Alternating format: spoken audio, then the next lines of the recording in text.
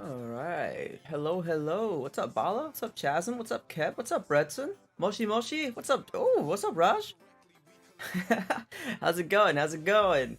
So, you guys are looking at, this is not the tier list, by the way. Hold on, let me make sure we get this clear from the get-go. The tier list looking like this. The tier list looking like this. The tier list we talked about like a week ago is looking like this, okay? So let's get that make sure we're okay on this. Like we're not saying, okay, why are these heroes here? Like what are we looking at, Zero? Just clear up some possible misunderstandings. The tier list, this one, the one in the pinned comments, should look more like this. I can't move Joy up higher at the moment because I don't have enough data on her. But I'm keeping an eye on her. Anyways, other than that, we can still change it a little bit, but that's not the point of this stream tonight. The point of this stream tonight is to go for S28, S29 predictions. So this one's for patch 1.7.38. Today is December 7th. So yeah. Is this a solo queue tier list? No, this is high ELO 5-man tier list. We have not made the solo queue one yet. And I'm not even sure. I haven't dealt with solo queue in a week or so, so I need to like go back into the fray and see what's going on over there. To see what's kind of meta. I know from a couple of my friends, like I know Hirsch is spamming the crap out of Joy, so we'll see. Haven't seen Joy be played XP at the moment, Redson, in high ELO. I've only seen her be played jungle for like invading. That's why she's banned out. But yeah, that's mainly why. Like I said, she's still a pretty brand new hero, so I can't give her any higher than SS rank at the moment. So that's what we're dealing with right now for this. If you guys want to talk about this, we can set up a different stream for this one. But the whole thing would be like, oh, Edith? The whole point of this stream is for basically theory crafting, where we can talk about the future of what ML is doing with their game and where they want to take it. So that's basically it. But yeah. Or I can just lose Photoshop. That I like that. Thank you. I appreciate that. Let me hold on. Let me get that back up because it just crashed for no reason whatsoever. So, oh well. Yeah, Edith is not that good. Edith is not that good. What's up, Inari? I'm gonna go ahead and unmute myself in the Discord too. Okay, we should be unmuted in Discord too.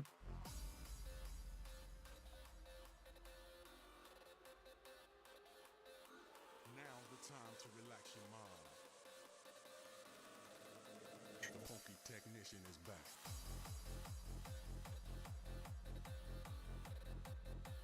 What's up, Inari? Yeah, Edith is not in a good position right now. We talked about her before. The problem with Edith is that to properly execute her combos as a tank, she needs to go into melee range. And when she does go into melee range, she's in a bad positioning for her ultimate. The main problem being with her specifically that she loses out on her durability buffs, literally loses out all armor when she does that. So like that's her main gripe right there. So yeah, that's what's happening there. Oh, I need to change this name right here. This is the prediction one. So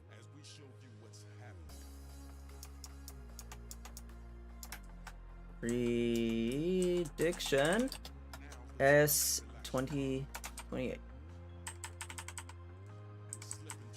That's what it is. And this one is more based on, if you guys want an honest answer, it's more based on educated guesses plus just knowing in general how Moonton likes to patch and nerf heroes. That's more of what it's based on. But yeah. Nothing much, just working. Okay, cool, bro.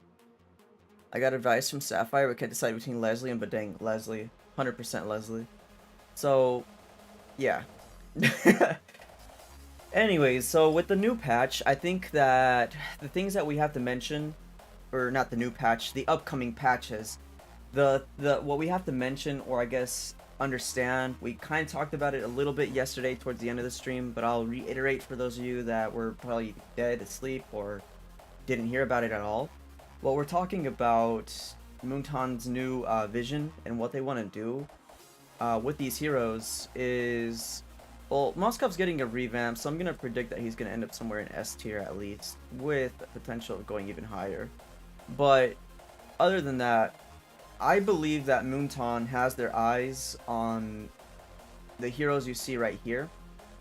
I really do believe that everybody you see in SS tier may not end up in SS tier in Season 28 or Season 29, but they will end up somewhere in the top picks for their own categories, because that's the direction that Moonton wants these heroes to go in. Based on the item changes, based on hero nerfs and buffs that we've been having. I've been keeping up. The data I used for this are all the patches since the... if you guys want it to be accurate, remember the last tier list? Ever since that patch to this patch, including the newest one, 1.7.4 on the advanced server. And then you can see the trend they're trying to set. But yeah. Gwyn bias is still up? No. It will not be up because you can't have Gwyn bias when the meta is changing to nerf Gwyn and Freya, so it's not up anymore. So that's what we're dealing with. And I'll go ahead and explain them lane by lane, but I'm just kind of letting you guys kind of take a look at the whole thing in general. This is what matters: SS, S, and A. So this is the general broad sense of what's going on. Thoughts on my reworks for Brute Force breastplate? Yeah, okay, so Inari's been on the advanced server, and he's got some stuff to show us. Let me show you. Let me grab that from him. And put it on stream, because he wanted to show you guys what he thinks should be the way the buff should go for or an adjustment for Brute Force breastplate. So yeah, let's see if we can grab this. Yeah, okay, so this is what Inari recommends for Brute Force breastplate. Okay, that was a little bit too much zoom. I can read it perfectly fine. I don't know if you guys can. Let me know if you can't really see this, guys, okay? But yeah. Vexana SS. Yeah. So here's what it's looking like. So Inari recommended or suggested that Brute Force, the current Brute Force breastplate on the advanced server, be changed to give hybrid defense, which is what we both agreed on yesterday. Casting a skill or using a basic attack will increase movement speed by 3%, stacks up to 5 times, so 15% movement speed increase, and you're looking at another 15 armor or hybrid armor defense increase. I think the first one is the most likely good buff that would make the Brute Force breastplate a like meta item. The one right below it is more like a region type hybrid defense item. It would also put Brute Force breastplate into meta. And then the last one that he has here, no HP, just straight up hybrid armor, CDR, and then basically 50 times 15 HP increase based on kills or assists. Again, all these suggestions I think are good. I personally think that if Moonton were to ever take any of these suggestions into account, not that they will, because I think they hate Brute Force breastplate. Because here's the thing, with Brute Force breastplate, you have to think about the marksman that build it and how it would break the marksman or the squishies that build it. So I think that if Moonton were to do anything related to this, they'd probably go for the one at the very bottom, because it doesn't give any more HP.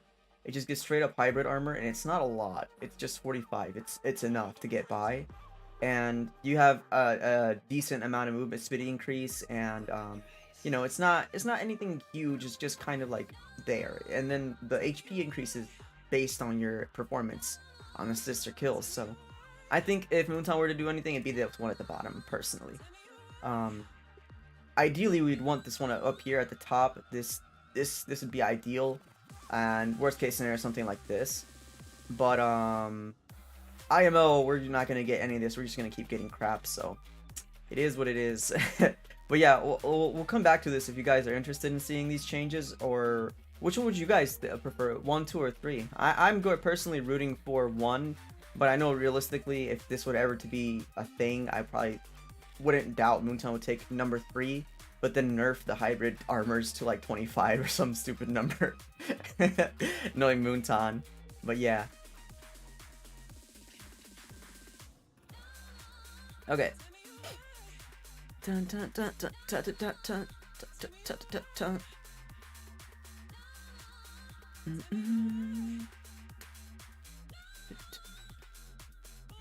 The vests are only worth more for Reapers? Yeah, yeah. I like number 1, ideally. Not 25. It's Moonton. That's what they like to do. They like to nerf us. Okay, so XP lane though.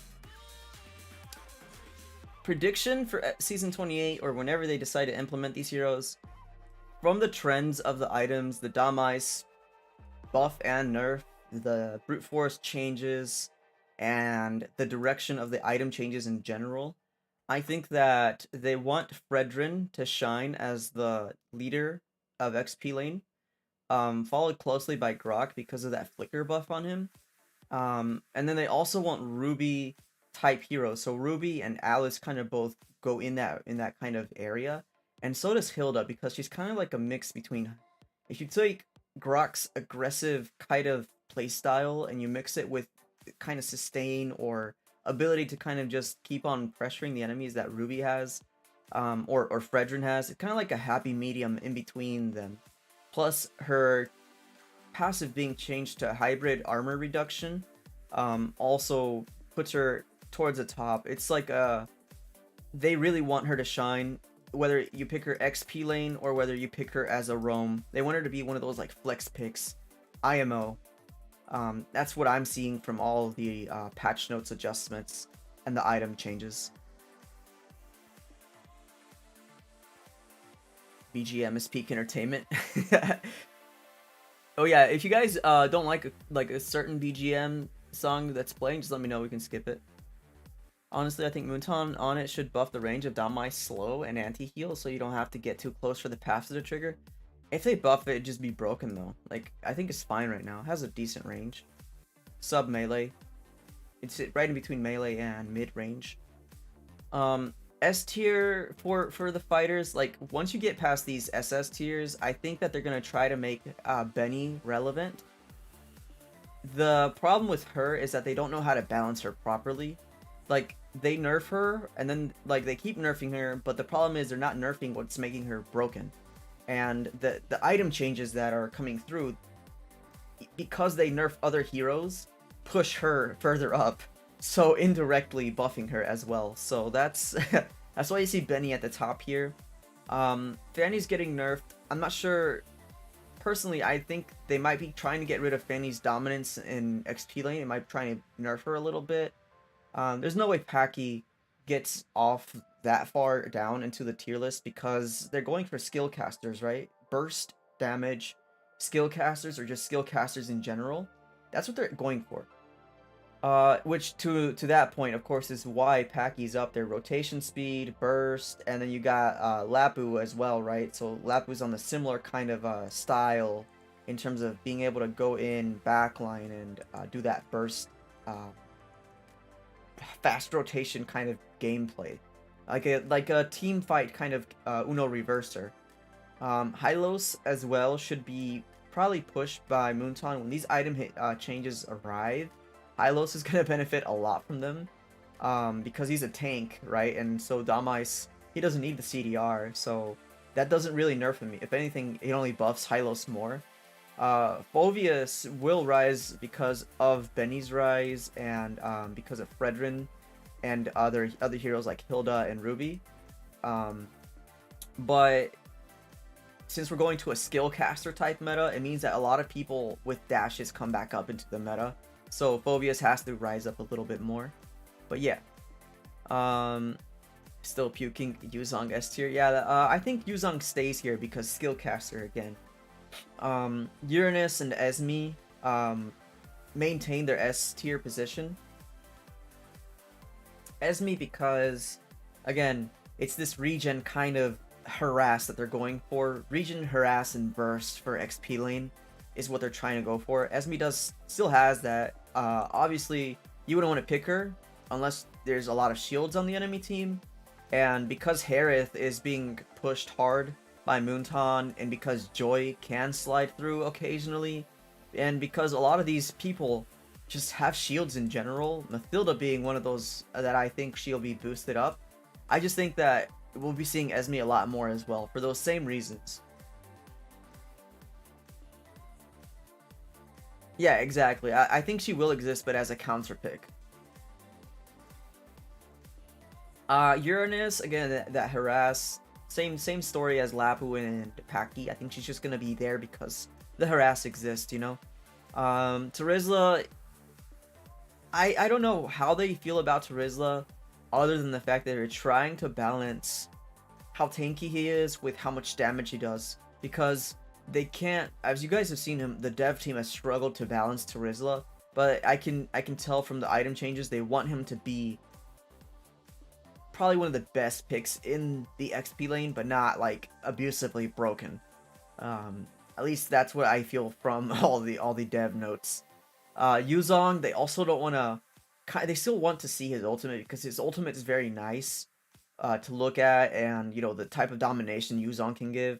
I don't think that they're trying to keep him alive because they like Yuzong. I think they're trying to keep him alive because he draws attention, and M4 is coming up. So I think Yuzong is being they're trying to like barely keep him in the S tier for that same reason. And I also think that's why Khalid has risen or will rise in the future patch notes, because he's been getting buffed like crazy. And what's being buffed the most about him is his rotation speed. If they both include the rotation speed and the clear speed, I can see him going to the top of S tier pretty soon.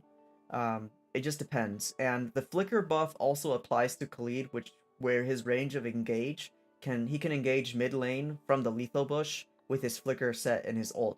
So that's a big range, like that's a huge range to kind of follow up a team fight with, or just chase anybody. Really, you can't really escape him with that new flicker buff. Same reason why Grok is now up here, because that flicker buff does propel Grok above Ruby. And same thing with Kadita. I can see who they let that flicker buff apply to the most, and that's what's gonna buff these people the most. Tiz, I have a friend who plays him. He says he's in a good spot. Oh, Terizla? Yeah. He's in a good spot, and they just want to keep him there, being like a pocket pick in a sense, but more than that. He's like an unexpected kind of like a I guess you could call like a sleeper pick in the high yellow. That's what they want Terizla to do, like an answer to all these physical heroes that just dominate the lane. Alucard, believe it or not, from the person who doesn't really like Alucard a lot, Alucard, they seem to want him to be relevant. The problem is that the more they buff his scalings, the more relevant he becomes in the jungle. And they don't really want him in the jungle. They really don't want him in the jungle. Trust me. I can see that what they're trying to do is keep him into the XP lane, because that's where you can reap the best. When you're jungling with any type of assassin, you have to think about it this way. Oh, let me change this song because it's kind of weird.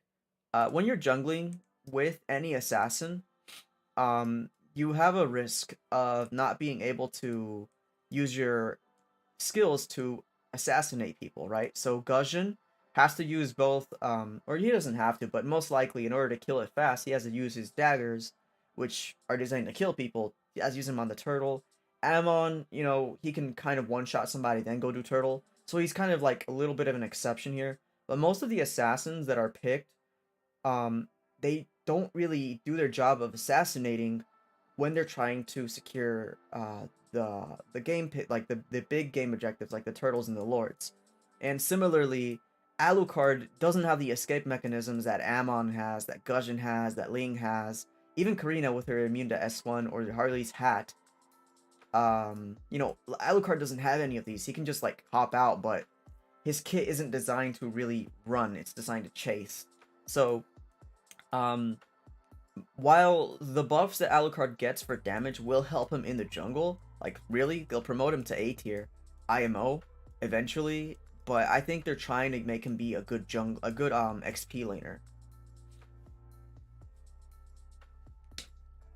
Maybe he'll get some durability buffs. I'm not sure, but they're really trying to make him be viable for bursting the enemy backline in these objective turtle pits and lord pits. That's what they're trying to go for with the Alucard. And like I said, skill casters that burst or skill casters that harass. That is what the whole meta is shifting to for the XP lane. Dun, dun, dun, dun, dun. Oh, going back to Arlet. Alucard's too squishy. I built tank Alu. Okay, buddy. Well, hopefully you don't have to build tank Alu anymore in the near future, okay? Hopefully Moonton can change their ways. Going back to Arlet, you said on hit passive effective items trigger on his S2 instead of the basic attacks after. No. Item effects that trigger on basic attacks do not trigger on his dash. They trigger on the basic attack right after his dash. That's why it sucks. I think Martis would stay as an SS, but as a jungler, he has received many buffs. Although they nerf his passive, he's still dominant in the early game. I think that the problem with that is that Dom Ice is getting buffed to nerf any type of attack speed reliant heroes. That's why I have Roger, Leo, and Martis towards the bottom of S tier, because they rely heavily on auto attack speed. Ammon does too, but Ammon has the ability to kind of disengage faster than these heroes, so he can kind of get away with it a little bit better.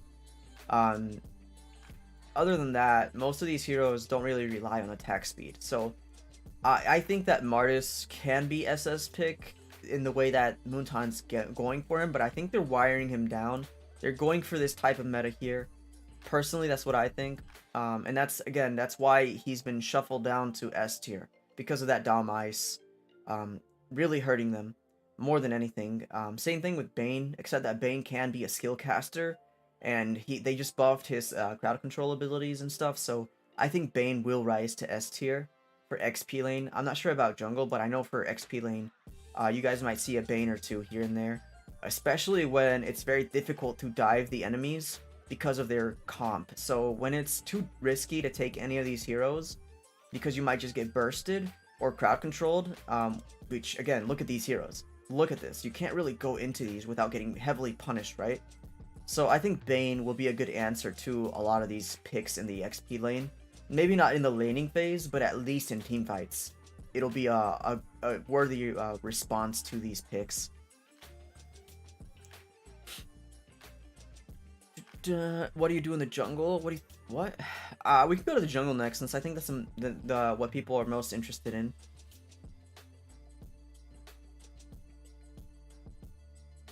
They ruined a good roaming tank. Glue was a tank that could heal. Exactly. I'm not sure. They really haven't shown me that they want Glue to be super high in the meta, but just the way the items are working, and because the heroes that are up here are heroes that Glue can kind of stack on fairly easy, he does rise a little bit. But I think Glue needs a regen buff, like maybe he should heal something whenever he gets his S1 reset. I think Rito suggested that a long time ago, and I agree with it. I think that would make Glue go up to S tier. Right, so you're saying you want it to be the other way around, like it should trigger on his dash. I'm just trying to consolidate all the suggestions before getting to the depth. Yeah, I think it should trigger on dashes, Zinari. That's 100% necessary. Because, like Ling, basically. If Ling can do it, why can't he?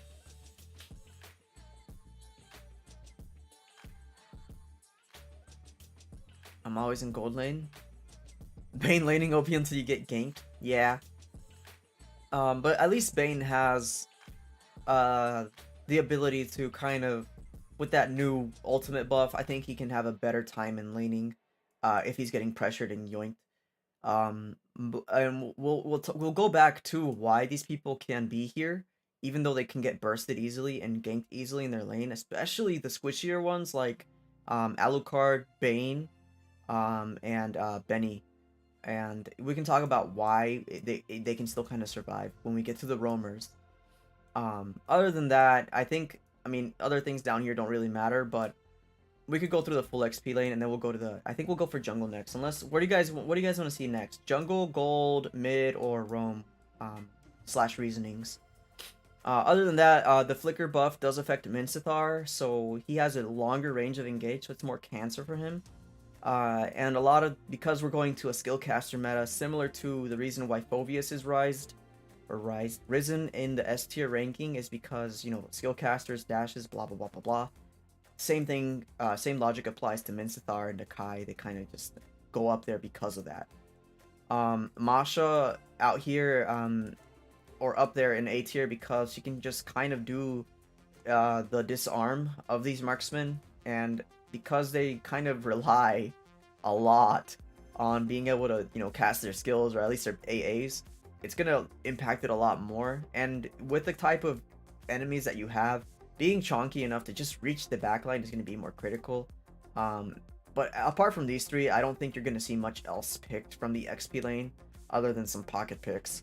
But I don't think once you honestly, personally speaking, once you get past Gatot, these guys are probably going to drop heavily in usage when the new patch comes out. And you'll see a lot of Dairoths being picked, but once these items drop, and once these heroes are cemented in place as the kings or queens of XP lane, you're going to see Dairoth just plummet because he just does not survive. The replacement for Dairoth and his kit and what he can do or used to be able to do is Hilda. Like, it's just a better version of Dairoth. And that's what they've replaced with.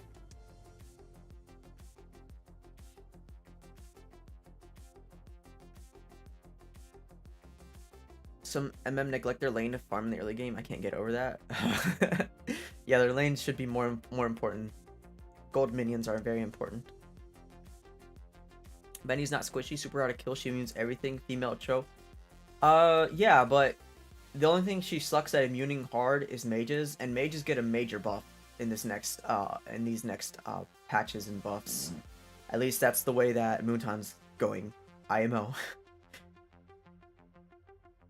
Honestly, Masha would counter carry, especially next patch with the new dominant size buff. Yeah, exactly.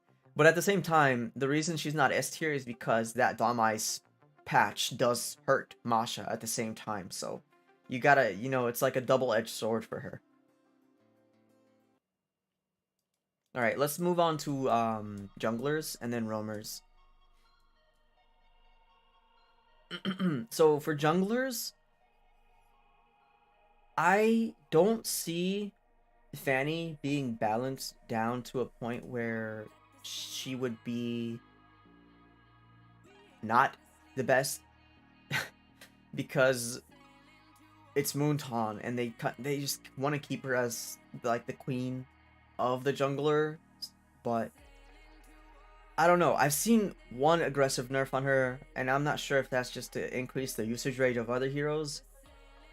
But when it comes down to it, there's no real answer to Fanny in the game. You have to do more than one hero to counter her effectively. And I know Mincithar is getting reworked. I know that's true. So maybe we'll see a proper counter to Fanny with Mincithar's rework. Who knows? But as of right now, I don't see Moonton changing their ways and removing Fanny from their number 1 spot here. I know Kaja. Right now, Carmilla's better a little bit. IMO. Well, not right now, right now, obviously, Kaja's better. And I think Moonton wants to keep that. But the way that these patches are going, Kaja should kind of maintain a little bit. The only thing that makes Carmilla a little bit better in certain comps is her ability to spread damage. So I think that Moonton wants to end up with this type of jungler SS tiers. Akai will always be here because of his displacement ability. And I think that they don't want Arlet to be an XP laner. I mean, we looked at his kit yesterday. I can't see him being anything else other than like a fighter version of Lancelot. And I think that's what they want to do with him. I think they just want somebody that can do these good displacements um, around, and for this Lord and Turtle clashes where his ult is the best at. But that he needs to go through a lot of changes to reach this status. Right now he's nowhere near this status, I think, but I do think that's where they want him to be at.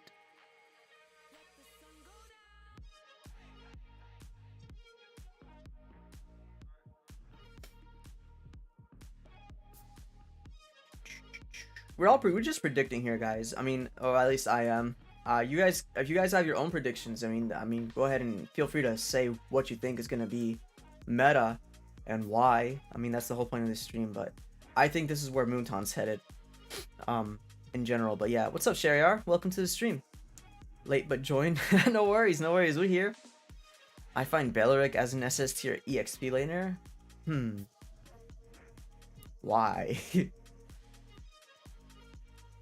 The dumb ice is gonna push Beleric down, if anything, because people won't attack as fast, right?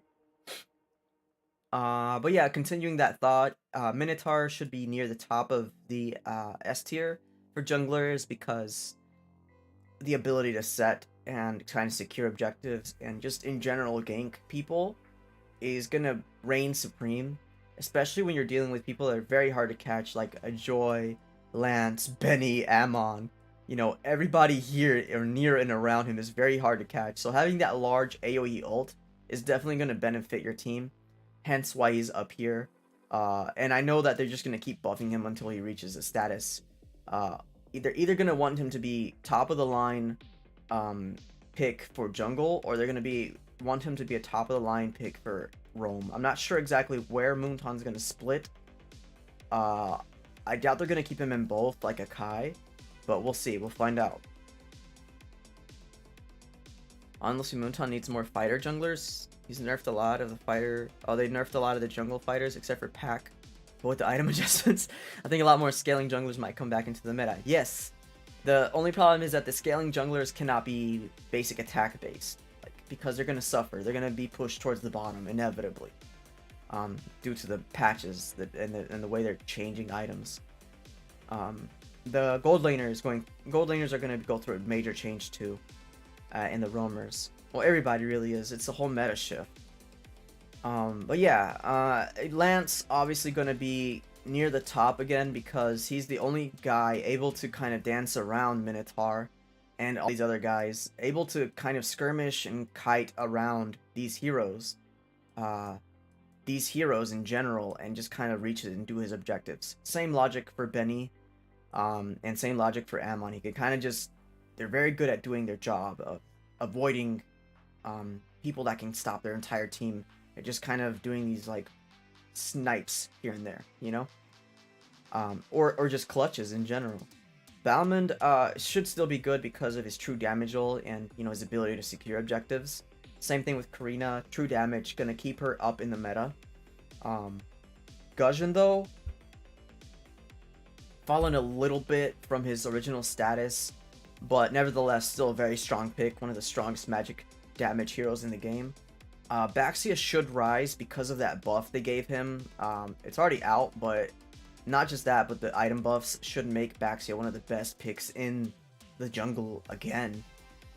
Maybe we'll see it by M4, but I know that 80% heal cut is going to affect these roam picks heavily, because Moonton is buffing a lot of the supports, a lot of the healing supports, and the only answer we really have for that right now is Baxia, so we'll definitely see that come up.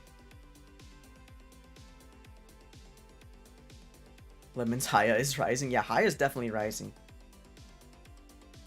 Oh, Noonsang, welcome to the stream. Haven't seen the new hero yet. Is he only on the advanced server? Yes, Arlet is currently only on the advanced server. We just did a stream yesterday, kind of looking in depth at everything he has to offer right now.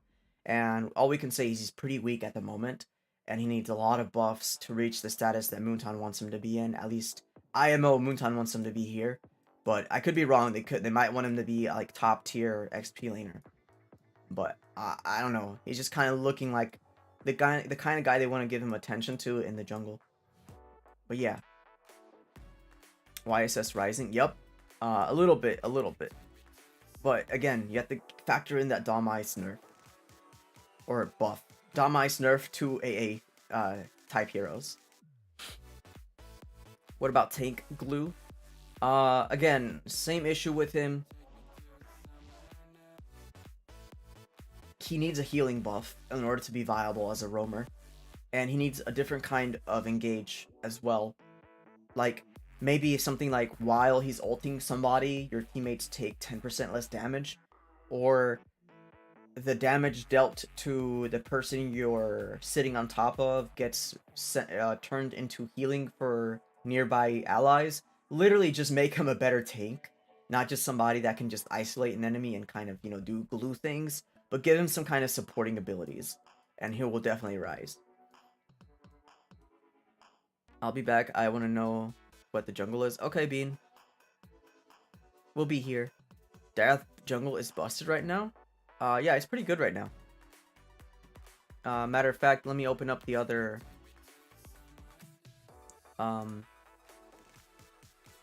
maybe I can, maybe I can't. But if you guys click on the pinned comment, you guys can check out the tier list. And it should work. It should open up the tier list. Just download it so that you guys can see the full res version of it. But yeah, Dairoth is in S tier at the moment. Honestly, I hope to see more marksmen in the jungle. Unfortunately, that's not what Moonton wants to see anymore because they're nerfing them. You know what? Marksmen are heavily reliant on attack speed, and the only exception to that is Granger, which I guess I should, you know, do everybody a solid here and kind of, I guess, because of this, because he is a skill caster, you know, let's go ahead and do Granger some justice. I totally forgot about him. To be honest with you guys. Where'd he go? Oh, that's not the kind of zoom I wanted to do. Okay, there he is. So I think Granger, because of all these things, will also end up somewhere. I think he'll end up a little bit. He'll end up right above. Yeah, okay, I'll have to shift this down a little bit.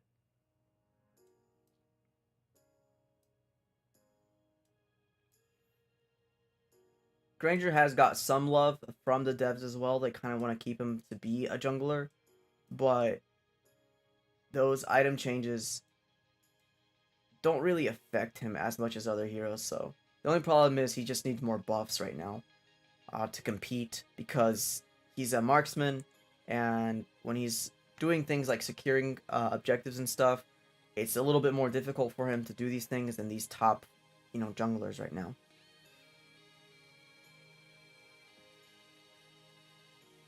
Someone get me timestamps for Benny, Alice, XP lane talk. I sleep. Okay, good night, Saya.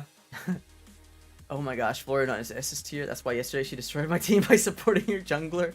So, Shariar, just remember, this is not for the current patch. Let me go ahead and might as well open it. Hold on, let me go ahead and open it so we're not confused here.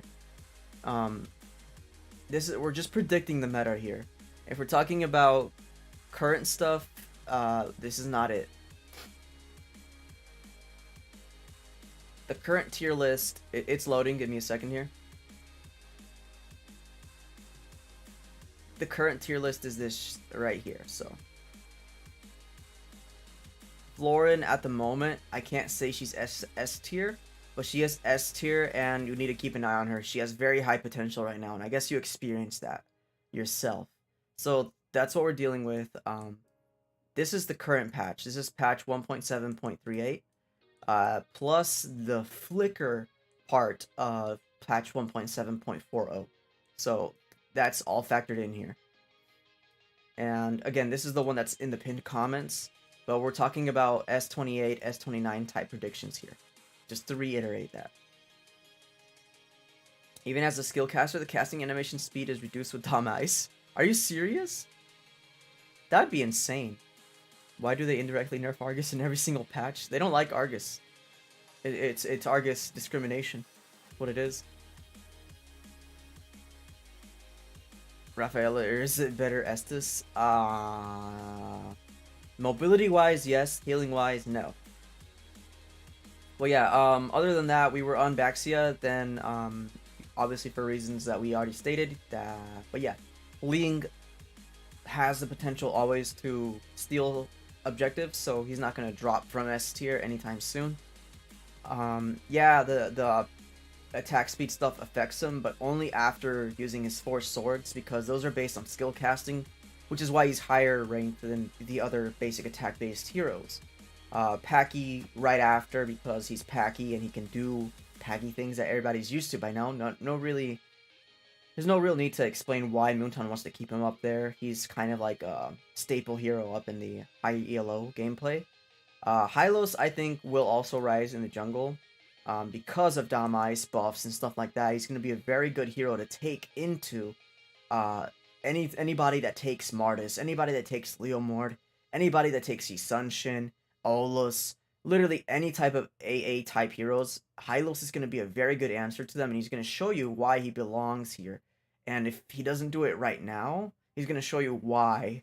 At least the devs will keep on buffing him, or either directly or indirectly, to the point where you guys understand that they want Hylos to be present in this tier.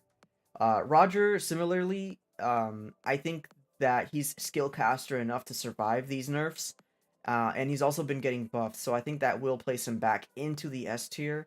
And if not, I also get the vibes that, again, Moonton is going for this type of buff for Roger. I don't think they want Leomord up high anymore, because these item nerfs hurt Leomord hard. Same thing with Martis. They're nerfing Martis directly and indirectly with that Dom Ice. He can't attack as fast. It's not going to matter a lot if you're invading with Martis. It's going to matter a lot more when you're getting invaded by like a Hylos, for example. You're just going to suffer heavily.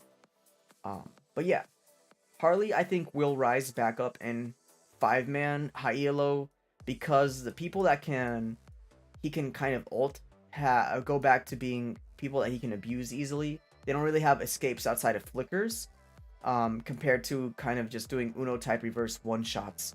He can kind of get those cards in that poke damage in, and he can kind of circumnavigate against these people over here. In general, they're not the type of hard CC, except for maybe Fredrin. I guess like a fast reflex Grok, but the way the meta is, or the way that they're kind of going for, I think Harley will come back up. Personally speaking. Mlbb recommended Florin, Carmilla, and Olus if you have a high win rate. That's not a bad combo, because Carmilla's spread with Florin's heal and Olus's AoE will kind of one-shot almost anything that you can catch if you catch more than 3 people in Carmilla's ult.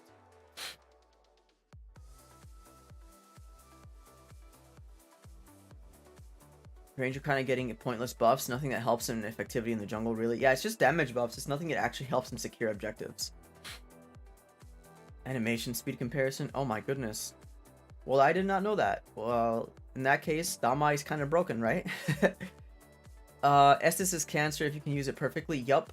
Blacklist is a very good team at showing us that. Sun is an HP shredder. Sun is gonna get completely screwed over heavily by that Dom Ice. It affects every single one of his clones and himself, so oof, you know. They need a buff brute force. Yeah, that's what Inari and I were talking about earlier. For sure. I use Martis with pen. I don't rely on attack speed.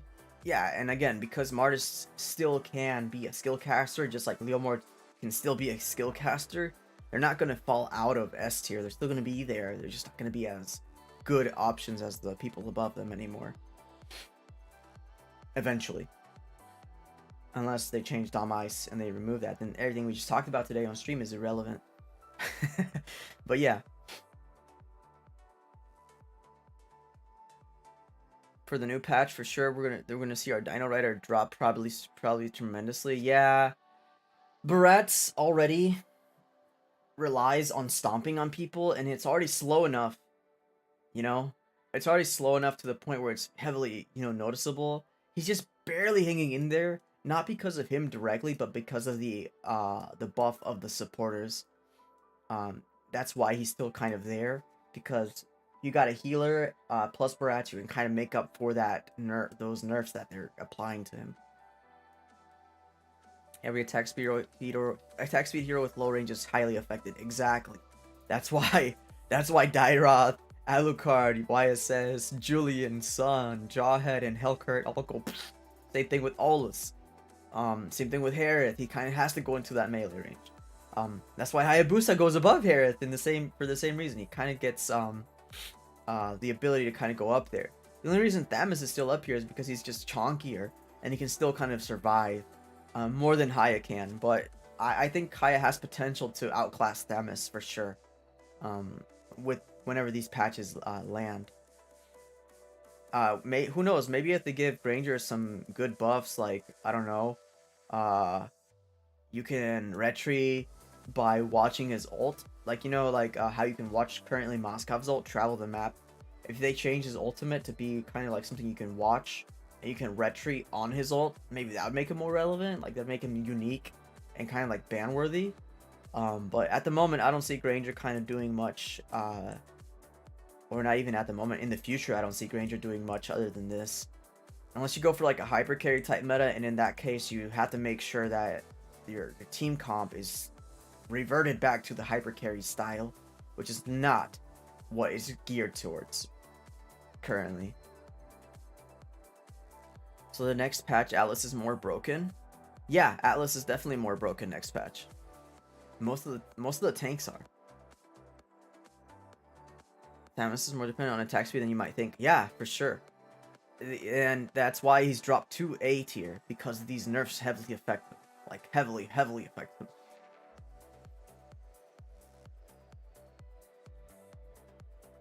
I tested this out recently in a match, but currently Damais already has an effect on Edith in her tank form. Yeah. Yeah, exactly why she's kind of like down here. Even in these future patches, she's kind of like bad. Like, they need to give her like a similar ult to Lilia, where she doesn't recover any HP, but like she goes back positioning wise like at least 5 seconds before where she was at, so that she can actually use her range properly, or at the very least give her armor of some kind, like at least maybe reduce it in half or something, like make it relevant. Because if you don't give her armor, if you give her 0 armor, she can just get shredded by people like Harley that have negative pen. They just one shot. You don't even have time to do the DPS. And if you get crowd controlled right after, you break into that form and you just get one shot by anybody. That's not a good thing, you know? Okay, Inari, let me check that real quick. Okay, so I was just double checking something. Arlet, dash one, blah blah blah blah blah blah blah blah blah blah. Yep, exactly.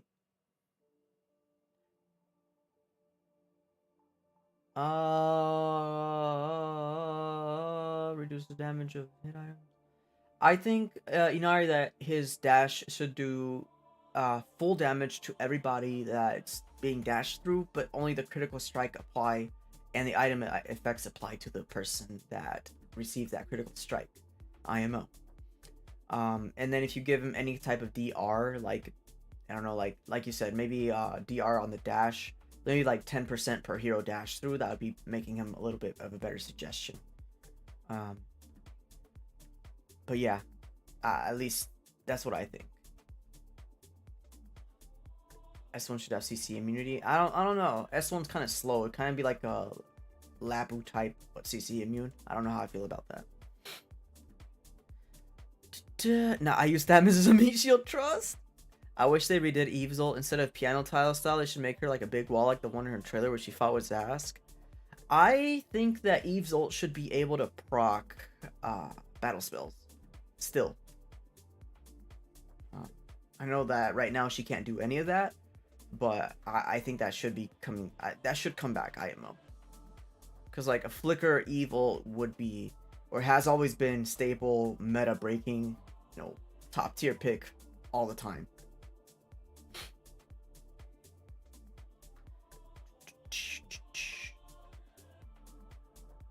New Dom Ice reduces attack speed percentage, build less attack speed and more damage. That's how you counter the new Dom Ice. Yeah, except that some heroes that literally can't do that will get nerfed. they cannot survive against, they just have to build attack speed. It's their kit, it's their whole kit, you know? I don't think we should really worry about B tier or anything below. Kind of just meh. I did kind of mess with him a little bit, but nothing major here. Future roam picks. I do believe we're gonna end up with something like this. What is this? Oh, oops. I think we're gonna end up with something like this. I think Moonton wants Grok to be at the top of the food chain because this man is getting a lot of indirect and direct buffs, and it's not it's you guys remember when Atlas was like pick or ban, and he's even right now in his current state he's still kind of like, if you don't pick Diggy and they take Atlas, you're pretty much screwed, right? I think they want to make Grok on par with Atlas, meaning that if you don't ban Grok and Atlas, you're gonna be in for a painful day in ML. Because the ability of Grok to flicker and ult is insane. Like, that's not something that should be allowed, but they literally changed it so that Grok can abuse this. So yeah, any type of charge dash skills, so where the animation is a type of like a charging effect. So think Kufra, think Grok. Kufra can already do it, but think Grok, think Tigreal's S2, think Kadita's S1. All those skills you can use flicker during those skills now, so that's why these things are changing. I think Florin should be at the top of the food chain. Well, she's pretty much near the top. Granted, not all these, like I said, not all these heroes will end up here in the SS tier. It's a very selective tier, but I can't accurately 100% predict exactly which ones will be in SS tier. But I think these will be the people that will shine the most. If they're not in SS tier, they're going to be at the top of S tier eventually.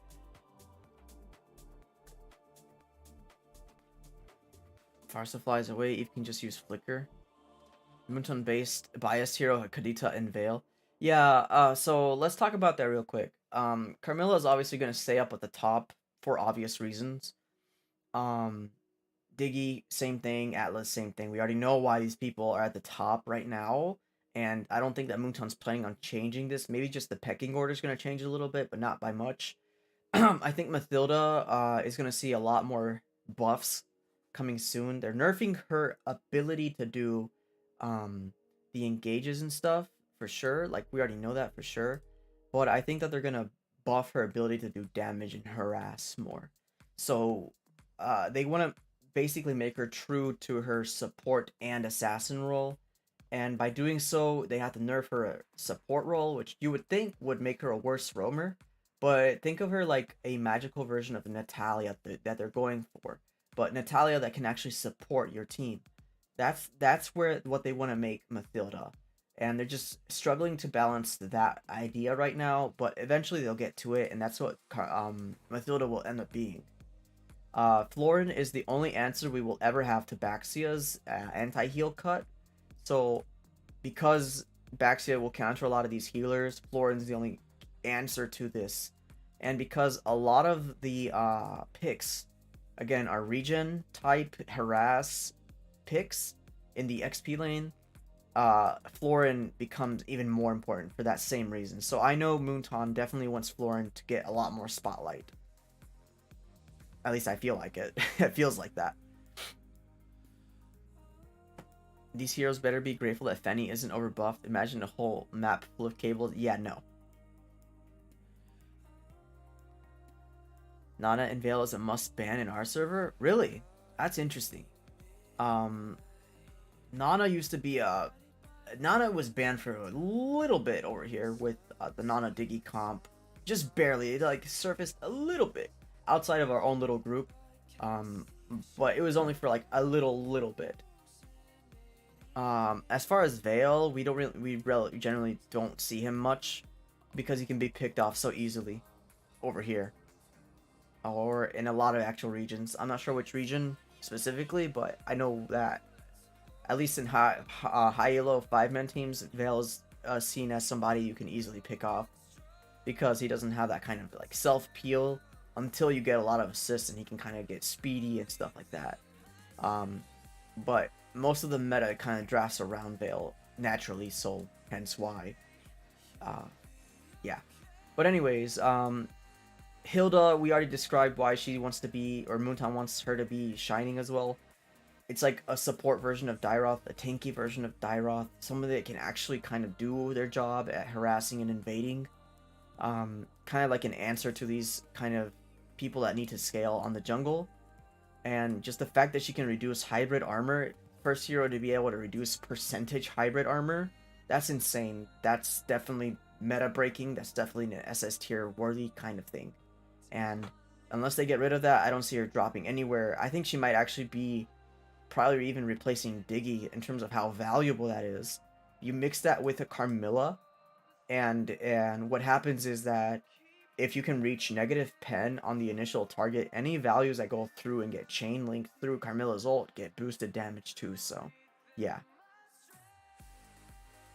Where's Valentina? She's still gonna be up there. Valentina's not moving from SS tier. Even after all these buffs and nerfs go through. I don't think Moonton has any plans to change her from that position. Because her ultimate, that IMU, is just strong. It's like the ultimate answer to broken ultimates.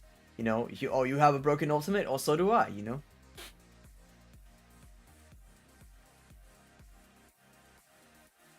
Diggy Mincetar combo? Yuck. Yeah, I mean, Diggy's the only answer to Mincetar, really. A constant purify? Yeah. And Kadita.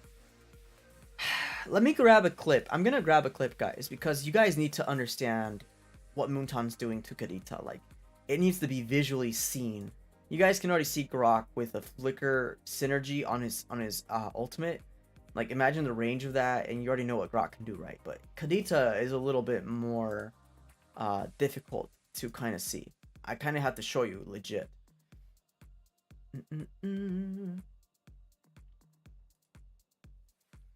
Let me just work on grabbing these clips for you guys. Flicker. And I just gotta zoom in a little bit so I can see what I'm looking at. I'm coming up with a video soon so you guys can actually see what I'm looking at, like in a proper edited form. And you guys can share that. But as of right now, she's just looking broken. Ah, I found it. Okay. Let's see here. Background, side screen, Halo, keep capture, media. Okay. Sorry guys, it's gonna take a little bit. I wasn't really planning on sharing this, but you guys need to see this. You for sure need to see this. Image, nope, it's a video. It's a vidya. Media file, yes. At source. New source, media file. And let's move it down so that it fits properly.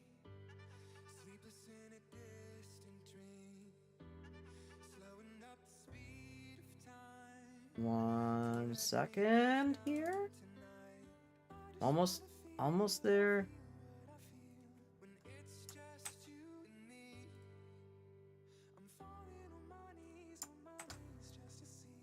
Four, 6, 2, 7.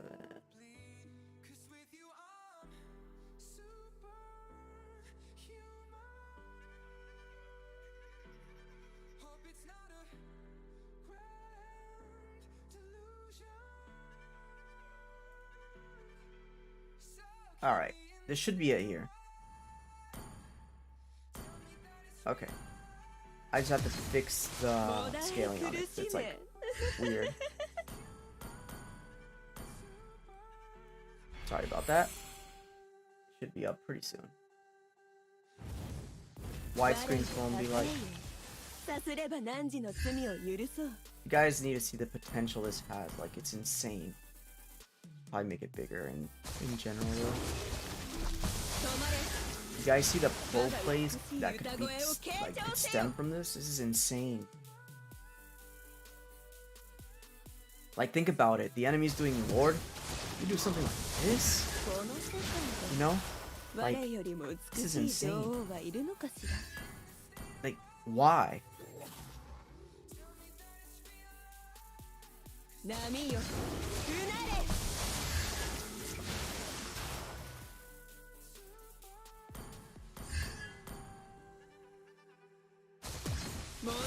It's lagging? Oh my gosh. Is the stream lagging or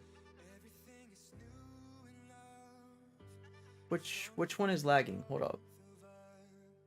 I might have to open the stream myself. Hold up. Let me double check with you guys. Which one is lagging? Hold up. Let me reload that, okay? I'll reload that real quick. Sorry about the lag.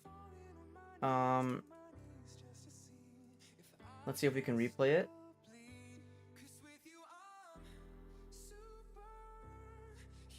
Loop.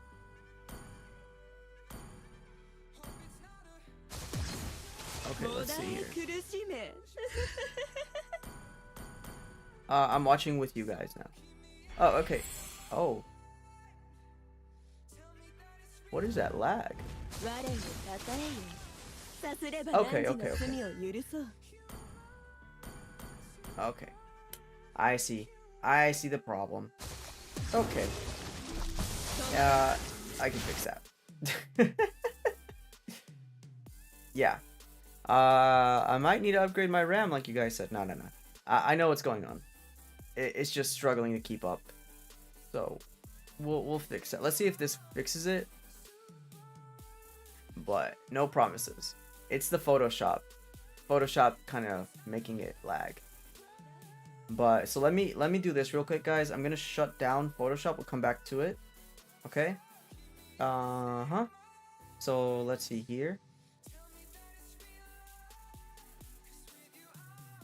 Sorry, Photoshop. You literally delete my RAM. You literally chew up my RAM. Okay. And now we're gonna see if we can capture this properly.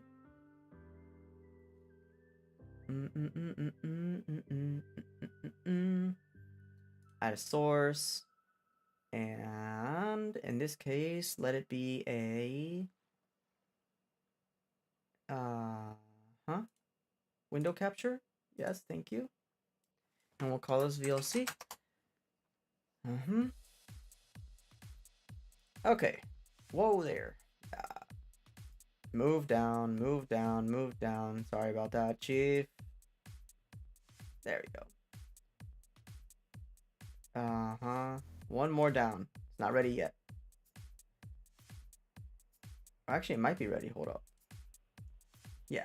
Okay, let's see if this works.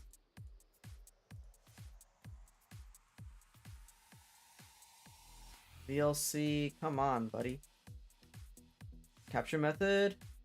Windows 10, please, because it's for some reason it's trying to capture some Windows 7 version. What the hell is this? Why is that even an option? Windows 7 is dead. All right, I'm watching alongside now, guys. I'm literally watching alongside. It better not lag. I will rage. Yeah. Okay. There you go. Now I just have to rescale it because it's like, once again, it's like huge. So, give me a second here.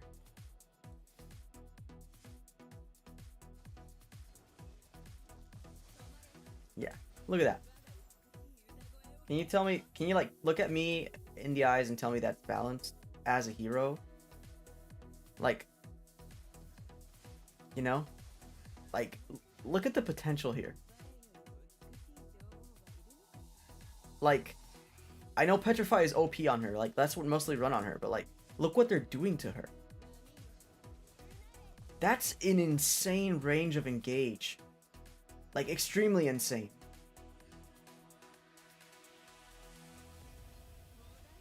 Nah. Nar. Here's another one. Look at this. Like, oh yeah, here I am at Letho, right? Oh, okay, oh, there's a fight in mid lane. Oh yeah, why don't I just go? I kind of missed the ult casting there, but like still, what is that? You know? Like, come on. All right, I'm gonna close out the stream because I might start lagging, like actual like stream lag now because I'm seeing multiple streaming. So yeah.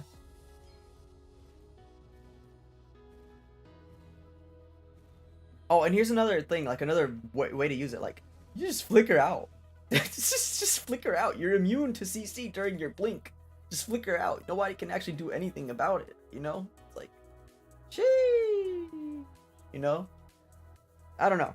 At least that's how I feel about it. I think it's not balanced. I don't think, like, you guys can see why I feel the way I feel about her, because that's some BS. And similarly, Grok, I might as well show you guys. Like, look at, I mean, look, I have to go find Grok now.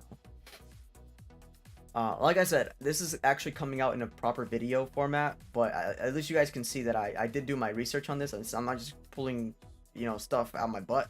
It's real stuff. So watch this. This is the Grok. Like, do you know how broken that is? Like, like the ability to do this is insane. Why even? You know? Why give him this much potential? Other than the fact that you want him to be meta. Because Grok can still, like, do multiple things here. Like, you could CC through a wall. And, like, this is a wall that's on the field already. Grok summons his own wall, you know? Like, think about it. He doesn't even need to, like, program himself around a wall. He can just kind of do things better. Like, yeah, I actually tested all the heroes. I'm insane like that. But yeah, like, you guys need to realize that this is the kind of stuff that Moonton is doing. This is the direction they want the game to go in. Like, I'm trying to tell you guys, these people are trying to make a new meta, and I can see it clear as day because I'm just used to seeing what they do, you know?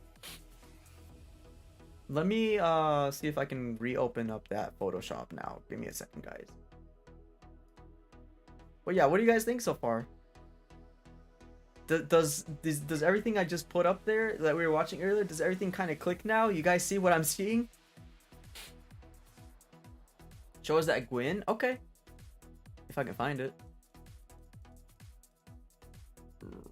No. Hold up, no, but then I gotta close Photoshop because then I'll start lagging. I just opened it. Photoshop, no. Photoshop, no.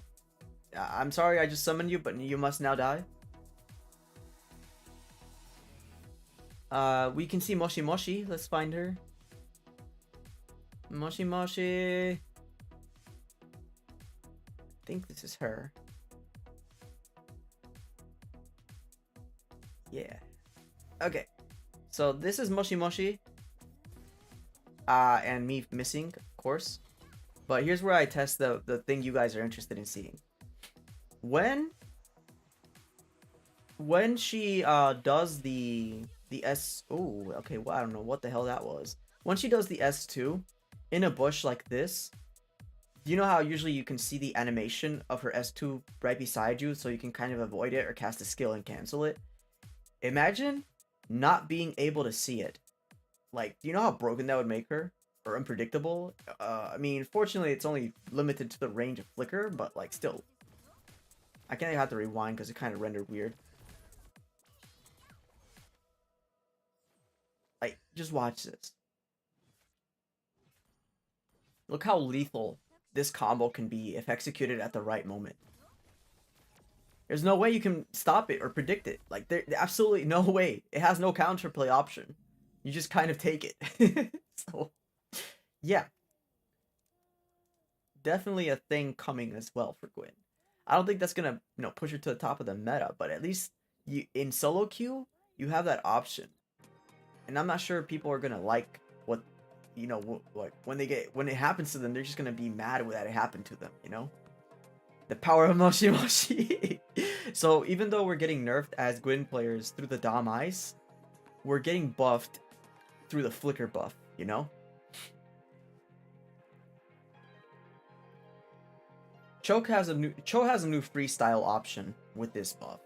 He can do flicker while he's kicking somebody, so I think he can show you the power of quantum physics. But yeah, I think that.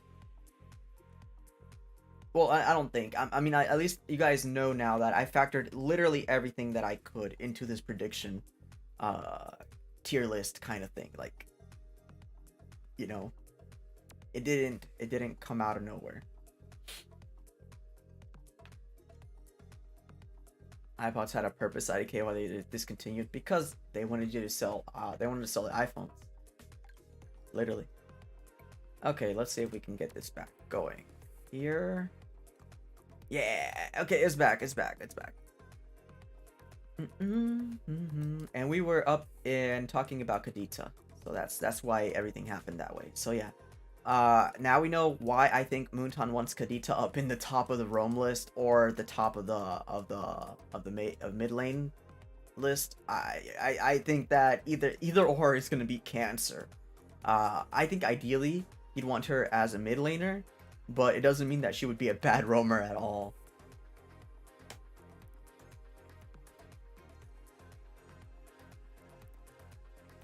You don't like dogs because they bark and slobber and high maintenance, or no? Nah. Dogs are nice. Dogs are nice. Other than that, meta changes will happen to be Akai, because displacement always going to be a good ult. Same thing for Minotaur that we talked about earlier. Minotaur just, I don't know if they're going to be making him a jungle or a roamer or both, like Akai. But their ultimate potential is always going to be strong. Excuse me. And same thing with Kaja. That's why Kaja is still up there. Let me drink some water because I can't. My throat is kind of dried up right now. So, Estes being the best healer in the game, same reason why he's up there. Only response to that right now is Baxia. It's actually a real response now because now he has the 80% heal cut. Other than that, we have Raph, and I think that, like I said, supports are just in general going to be good because, and we tested Angela already on the Angela lab. We know that whoever you ult with Angela will get the Dominance Ice effect, so that's why she's higher up now, or she should be, or she will be, because whoever you ult, especially if it's somebody chonky like Barats, you know, they don't have to buy the Dom Ice, they can just have you have it for them, right? So, I don't know if they're gonna buff her anymore. She's kind of okay, like really good as she is right now. Any kind of other buffs they did to her kind of make her kind of more broken. So maybe her S2 could change only. That's something I could change for her, but I think she's okay.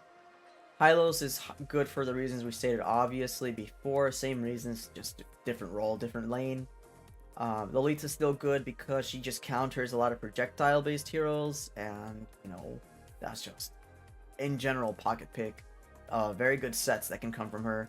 Kind of like a different version of Atlas, just a little bit more fine-tuned towards projectile-based enemies. Jawhead has that ability to kind of like surprise yoink you, so that's why he's still up there as a roamer, and why he's kind of fallen as a jungler, because he needs to attack you more as a jungler. As a roamer, he doesn't really need to worry about that. He just kind of needs to worry about you know, doing his job. And yeah, Valir up here because Hylos is up here. The more you have these type of setter tanks that are kind of chonky, like Ruby, heroes like Ruby, heroes like Raph, Kaja, and Minotaur, even Estes to some extent, and Hylos, or Jawhead even, they get affected heavily by Valir, hence why he's all the way up here. Oh, what's up, Jawal? Welcome to the stream. What's up, Deku? Best mod present. Oh, I'm in the VC in case you want to tune in, Deku. We're just chilling. And that offers for everybody in general. So if you guys have any kind of voice input you guys want to have, VC is open in the server.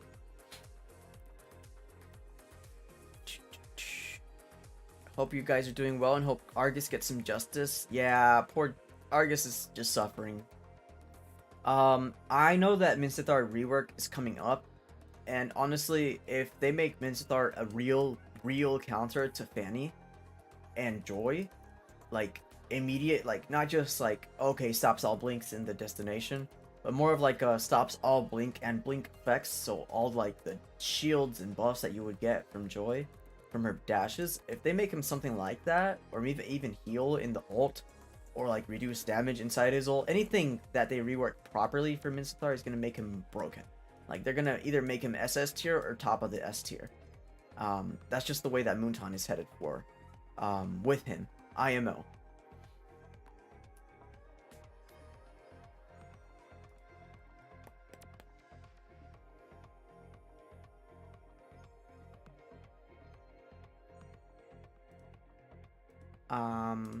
I think my Photoshop is frozen, so let me let me restart that cause skill issue.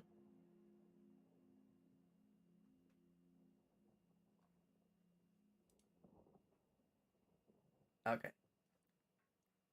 Oop, sorry about that. And yeah, it's dying. Well, believe it or not, guys, when you're streaming Photoshop, you do need a stronger PC apparently. So I might upgrade my stuff. It looks like my CPU is my memory is not the problem. My GPU is not the problem. It seems my CPU is the one being abused right now. So, and I don't have a weak CPU per se. I have a good upper mid-range CPU. I have a Ryzen 3700 8-core CPU. So, yeah. Let's see if we can reopen that Photoshop.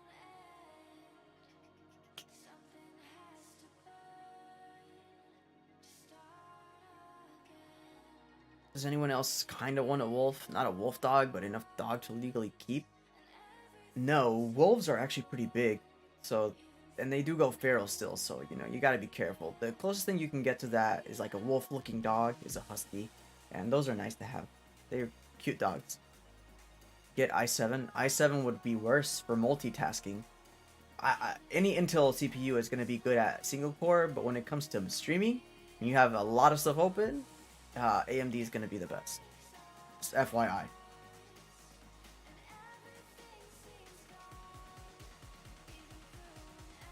Why aren't we talking about Alucard mid? Because we're predicting the meta here. And Alucard, I think Moonton wants him to be a XP laner. With the way they're buffing and nerfing things. Okay. So, this should be back. And we zoom in. Other than that, we just talked about Minstathar and stuff like that, so we no need to explain that again. And because of these adjustments, I think Franco, Selena, and Baxter drop down, of course.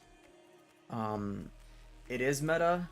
Yeah, well, if it is meta right now, Deku, it's not gonna be pretty soon. Because I don't think that's where Moonton wants Alucard. I think they want him in XP lane. If you look at the item buffs and changes that are coming towards for us, that's definitely what's gonna happen.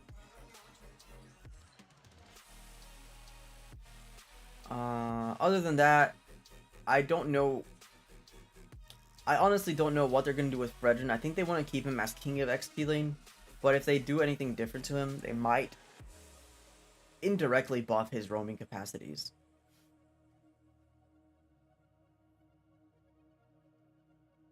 Gwyn needs a dragon skin. That'd be nice. I'm all for more Gwyn skins. Other than that, let's go to gold lane or mid lane. Let's go with the gold lane because that's where most of the impacts will be felt. You have the meta changes to heroes or particularly MM that do not suffer from attack speed nerfs in general. So you're looking at Leslie, to be the main culprit here. True damage and range with slow attack speed. Leslie will definitely kind of come out on top here. Plus range, of course, and that's why Clint kind of would probably go back. Same thing with Carrie. They're changing her from attack speed to be more of a skill caster, hence why she rises again. Also true damage. And Bruno can be built to be burst, hence why he comes up to the top again. Harith, because he's a good answer to these heroes, he does get affected by that Dom Ice a lot, but you can kind of still win and do good stuff in gold lane with him, better than the rest of these guys. So yeah, Brody doesn't really rely on that attack speed either, hence why he's up here. Harley, good answer to anybody below him really, but yeah. Wan Wan can still kind of avoid this nerf by using her ultimate and saving Inspire for her ultimate, because Damai's nerf does not apply to her during ultimate phase. Beatrix can still also kind of avoid the nerf by switching weapons and weapon kits to kind of not care about it. And Claude can kind of avoid it by his mobility and just the way he works, AoE in general.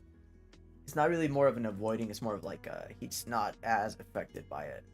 Or it's harder to catch him, I should say. Irithyll should be more affected by it because she kind of has to walk all over you. So yeah, I think for Irithyll you're going to see more of an impact there. Melissa-wise, kind of up in the air, but I don't think she's going to be anywhere near S tier eventually unless they kind of change her entirely.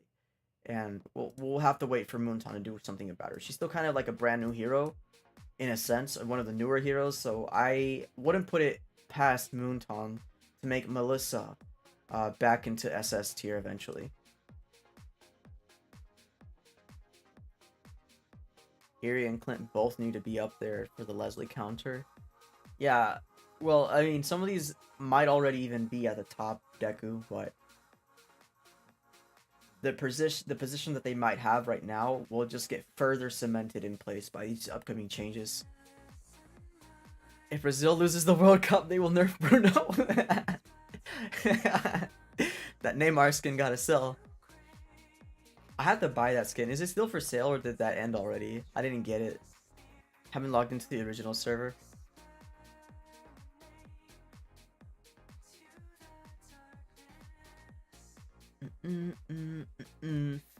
But yeah, other than that, that's why you see all these attack speed heroes kind of lower in the list, and why you get to see most of these people just drop a tier. I think that pretty much is all for it. You guys like the new Hanabi icon? You dig?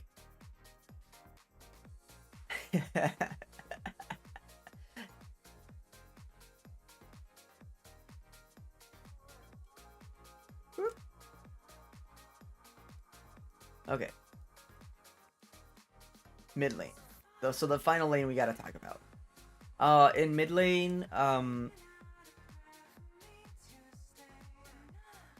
Hanabi? No. In mid lane, I think Moonton's still going to try to keep Kaja as being relevant, and he will be as long as he has that final damage reduction skill in that regen. Kadita, for obvious reasons that we just explored, will be probably the most viable pick for a mage. Eventually, Valentina, IMU, still broken, still OP. Lilia is the only type of hero that can do what she can do, which is basically piss all over the fighters. So until they change how Lilia works, she's gonna stay there. Farsa having that mobility and the just that kind of potential is gonna place her above Eve, and I think they're just gonna keep buffing her in general. Guzhan still one of, like we talked before, one of the best burst heroes in the game, and I think Harley, I think the devs will, because of these heroes right here, these gold laners, which are Harley's main prey, I think Harley's gonna have an easier time against them. And even if you consider the other mages, Harley does not really struggle against them. And because the XP lane is shifted towards people with higher amounts of crowd control in general, it's a little bit safer to pick a mage or people like Guzhan and Harley that don't have that much CC. They just have more burst to answer with. So yeah. Other than that, I also have a very suspicious gut feeling that Vexana is going to be given some special treatment because she flopped horribly as a hero, as a reworked hero. Paramus had his time, Leomord has his time right now, and I guarantee you, knowing Moonton, Vexana's time will be next. Lily is also the only best pick into Gus. Yeah, exactly. Just kind of has the ability to just deny that. And to that answer, Harley, a good Harley, if you can time your ultimate properly, you can basically make Lilia's ult useless.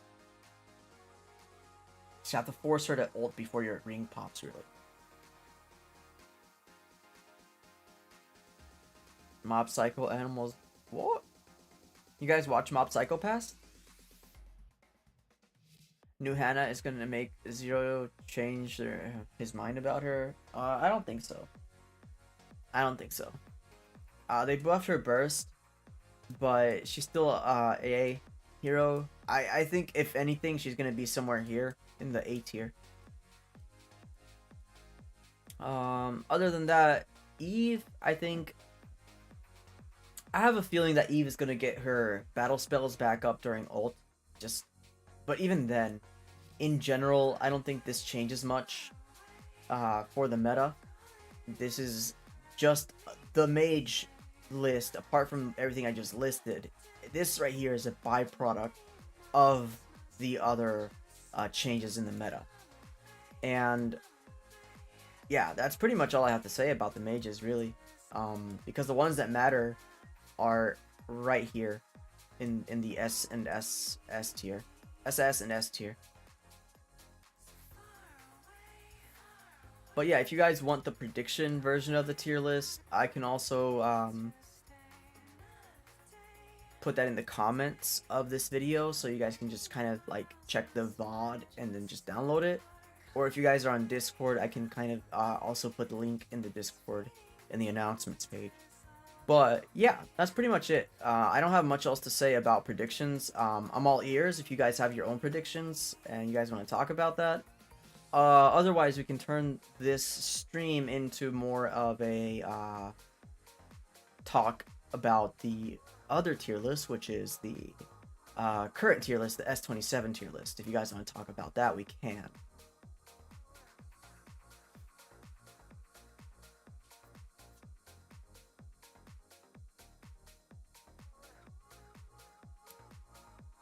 I don't think Moskov will improve. His range does not allow him to escape from the Dom Ice.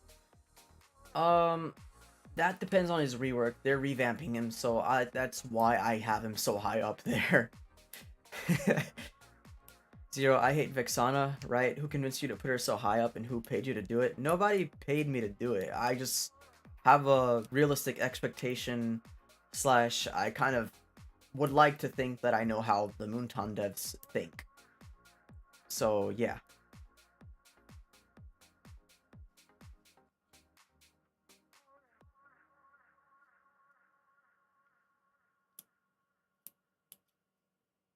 Interesting Florin and Hilda placements. Yeah. I mean, Hilda has the percent hybrid debuff and the invasion capability.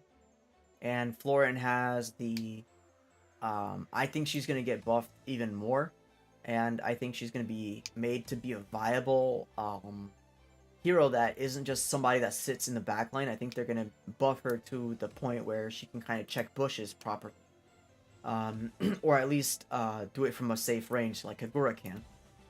And I also think that she's the only answer we have to Baxia, so because Baxia is coming back up as well, she's just gonna rise in general for that same reason.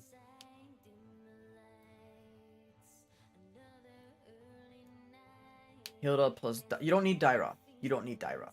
Hilda, Carmilla... If you have Hilda and Carmilla alone with any DHS type hero or any negative pen magic hero, you're looking at insane burst damage already. That's all you need. Or anybody with insane AoE CC. So if you're thinking of like one of the most broken upcoming meta teams, you're gonna have to think about it more on this type of scale. Something like Hilda as your XP laner, or your roamer, and then Grok as your XP laner or your roamer, with Carmilla as your jungler. But then your mage being somebody like fast AoE damage burst type style. So you're thinking about somebody like Eve or Kagura or Sicilian or even Farsa. That type of hero for mid lane.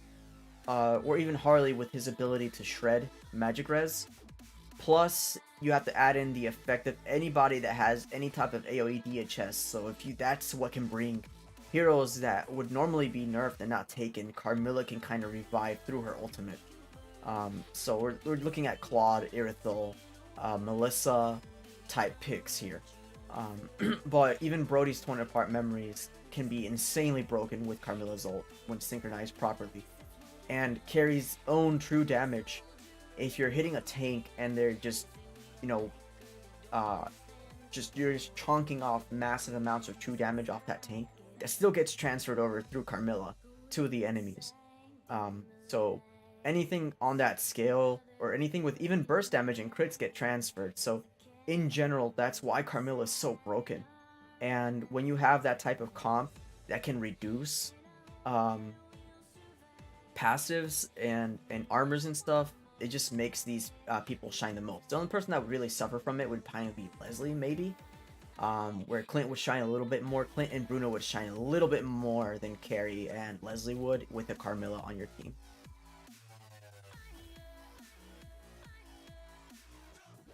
Yeah, Ruby too. Carmilla Ruby.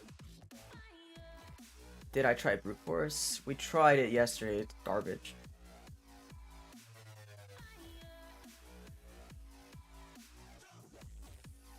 You love cougars? Really? I don't know. You guys always have this like side chat that's interesting to look at. It just appears randomly. Redson, good night. Thank you for tuning into the stream. If anything, just check the VOD description for the file, for this file.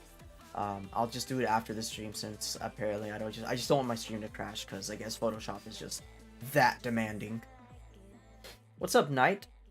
Haven't been able to get a stream lately due to a busy schedule. I mean, same here. I haven't been able to do much progress on other projects because stream, but at least I have the stream. At least I have it set up, and at least I made the tier list and stuff. I've been catching up on my projects. It just takes time, guys. It just takes a little bit of time here. Let me see if I can open the other one that I want to show you guys, because at this point we're pretty much done with the predictions. This is all I have, and none of you said anything else about them, so I just want to show you guys the other stuff now, which is the tier list, right?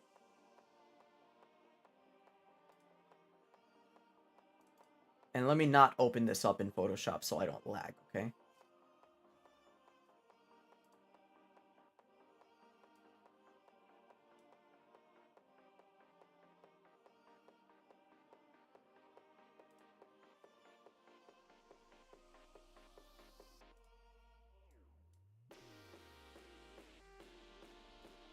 Alright.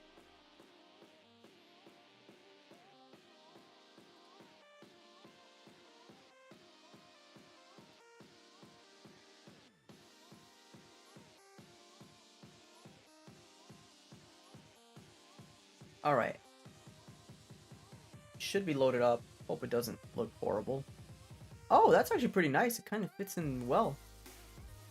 That is not too bad, if I must say so myself. Let me just move myself though.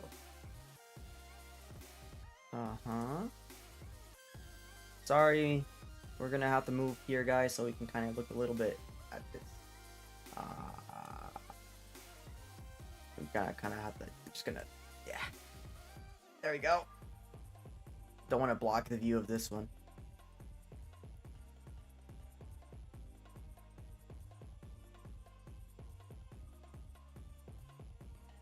Zero, if you have money, don't use cabinet, use server, live, upgradable PC setup. What do you mean by that?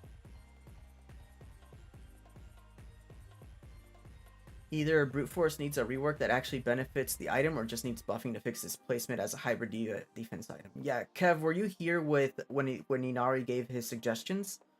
Because those are some pretty good suggestions. At least the number one was the best one.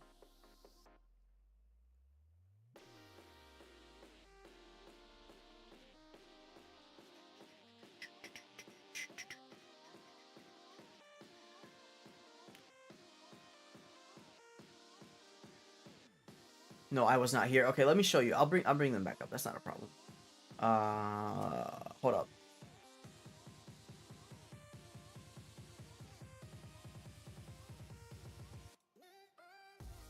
That is not a problem.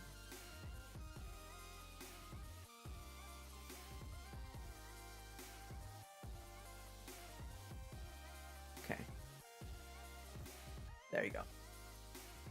So he suggested that brute force get a 600 HP, which is I think is what it has 650 right now or something like that, and 35 hybrid defense, which get 3 times 5, 15 more. So a 50 hybrid defense max with a 15% mobility increase plus 10% CDR, and I think that would make it best case scenario, right, as a buff. Then, other than that, what he wants to, or other options that he's suggested are the following, which are 20, which is less, and then you get 30, so you still get the same amount, I guess 50, but it takes more stacks to get to that point. Maybe some decay thing would have to be implemented here, but yeah. Then you once you get 15 stacks, apparently this one would have more of like a healing thing. When you take damage, you get, your HP restored over 2 seconds. Kind of like a weird version of Queen's Wings with a strong cooldown on it. It's not going to be like, oh, yeah, oh, that's a crazy item, you're healing all the time. No. It's more like a lifeline kind of thing. Like an anti-burst in a sense, But yeah. Then the final option is having absolutely no HP, but having straight up 45 hybrid armor, 10% CDR, and then an increase of your HP based on your kills or your assists up to 15 times. And if you do the math for that, I believe, hold up, I'm not gonna, let me not look like I'm dumb here and say some random number here.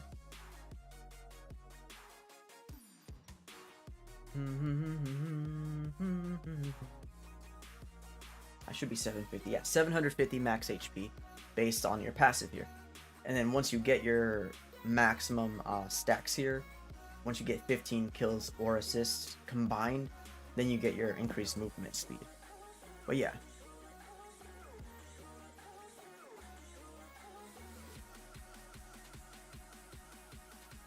Needs at least 900 HP plus 5 defense stats. The second option seems interesting. Yeah, I personally think, in my opinion, the first one is best. But if it were me, I would say 800 HP minimum with 25 armor hybrid minimum with a stack of up to 10 times if you want, but get the hybrid armor up to 60, whatever the math comes out to be. And then your mobility gets capped at maximum 15% movement speed, extra. And you can throw away the CDR for all I care. It doesn't belong here, IMO. I'd rather have a DR type passive even. Like, when you get max stacks even, you get 10% DR straight up. And it only applies when you have max stacks. Something like that. Just make it better. Make it a better item. But yeah. Let me go ahead and close this out and we can go back to the tier list. So, how about they give Brute Force a new passive, Berserker mode? When you get enter certain HP, you collected items get 10% boosted that low. I mean, that's also an interesting concept, but then it wouldn't be a good defense item. That'd be more like a War Axe type item. I have no idea what just happened other than I think I kicked something here. Hold up. Did not mean to do that.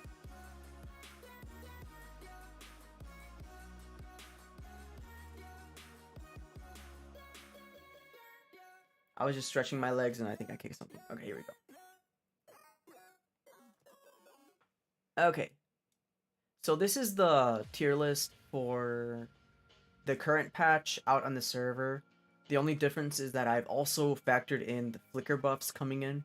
So Kadita, Grok, and Mincithar are higher ranked than they should be. So Grok would be probably lower on the S tier at the moment, like right now. But once that flicker buff thing happens, he's going to be near the top. Same thing with Kadita, rising from, I believe she was an A tier, now to S tier, with a high potential of reaching into SS tier. So you guys can see the transition phase from this tier list to the one we're talking about, the prediction one. So yeah. You also see that Alucard mid has been removed, etc., because I just didn't want to deal with people just asking about it and me not being able to have the time to record a video and explain it to them, you know?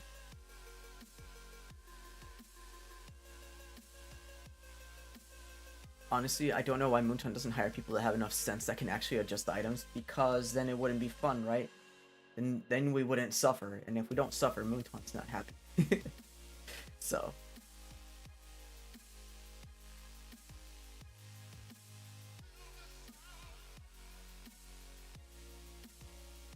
Oh, Alucard. Yeah, Alucard Bankai mode went. But yeah, this is what we agreed to last time. I don't know if you guys remember last stream when we were talking about this, but basically, Fredrin is now at the top of XP lane, and SS tier. The only other competitor I had was Martis, and I still got flack for that. People just said keep Martis on jungle. But I believe that Martis can still shine in the XP lane a little bit more than the jungle. Obviously, people can disagree heavily with that, but I stand by that. And is why, at the same time, I didn't put him above Fredrin.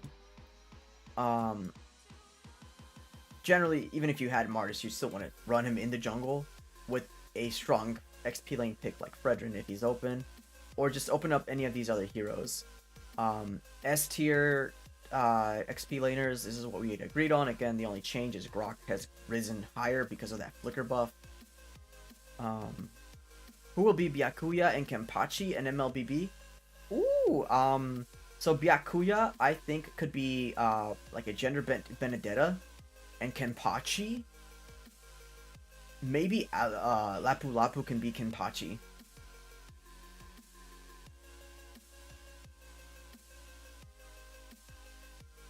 Yeah, but yeah, other than that, I think this is what you're looking at for S tier in the XP lane. Hilda definitely rising. Again, we can't just randomly, arbitrarily put her at the top already, but I think the transition to Hilda being one of the top heroes is coming. Zero gets it. Yeah, the mauled part. Yeah, you found a perfect build? Okay. Was it similar to the one we ended up with, or what's it looking like, Kev, for that Ruby build?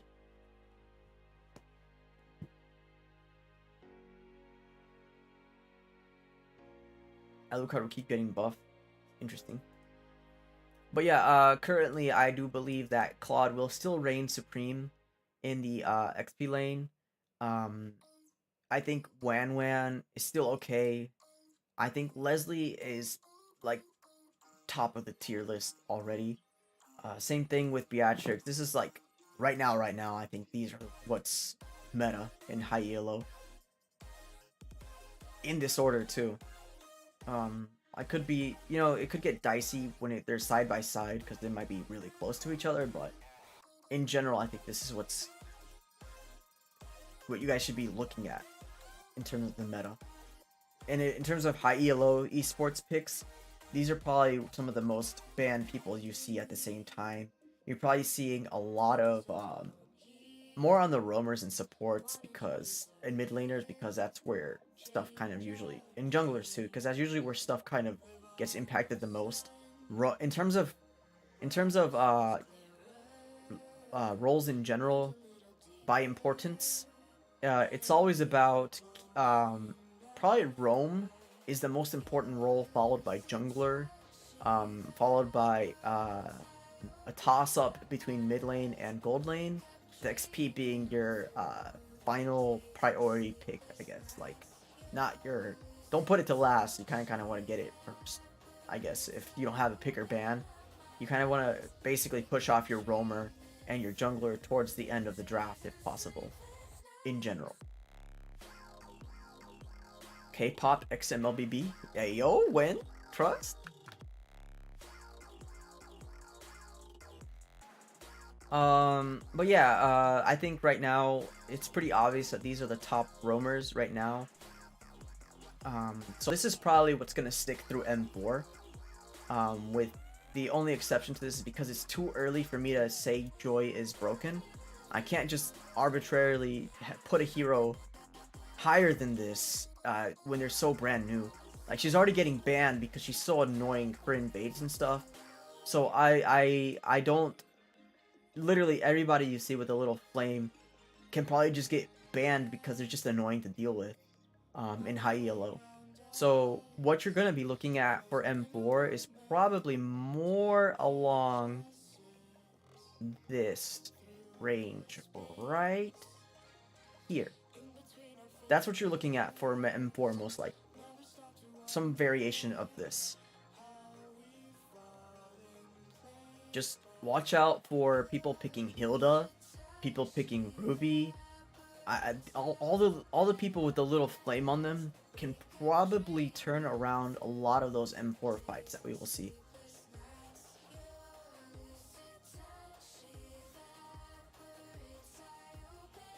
Gwyn, it's obviously a K-pop. Bro, I want a Blackpink Gwyn skin. That's what I want.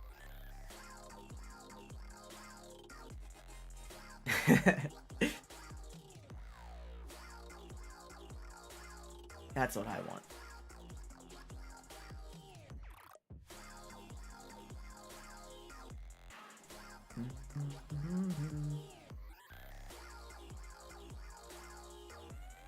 But yeah, I mean, that's pretty much it. That was the whole point of this stream, guys. Show you guys the predictions for S28, maybe S29, depends on how slow the devs are to release them. And show you guys that I did make this. I will make a proper video on this, just saying.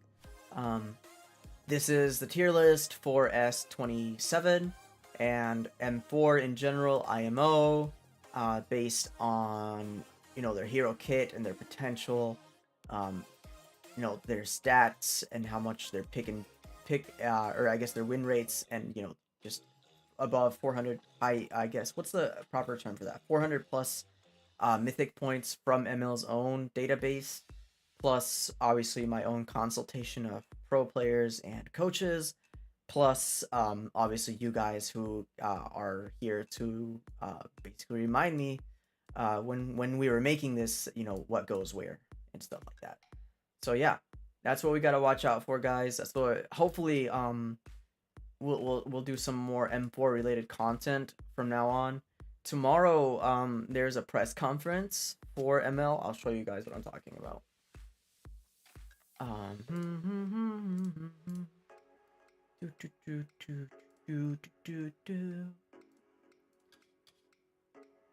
Give me 1 second here.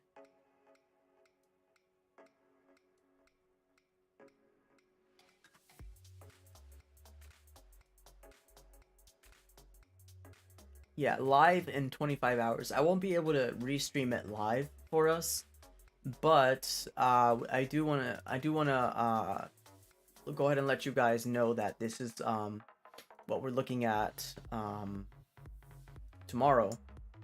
Well, not just the stream, like the whole point of the stream is I believe Carmilla. We're gonna be doing Carmilla Lab, and I know you can't see it yet. Hold up, just give me a second.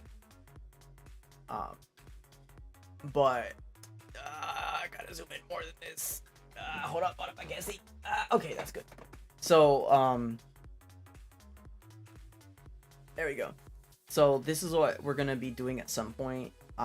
Maybe I will stream on the day that I had an A for, like a restream of this. It's a press conference and the group drawing, so we can cast out some early game predictions if you guys would want to.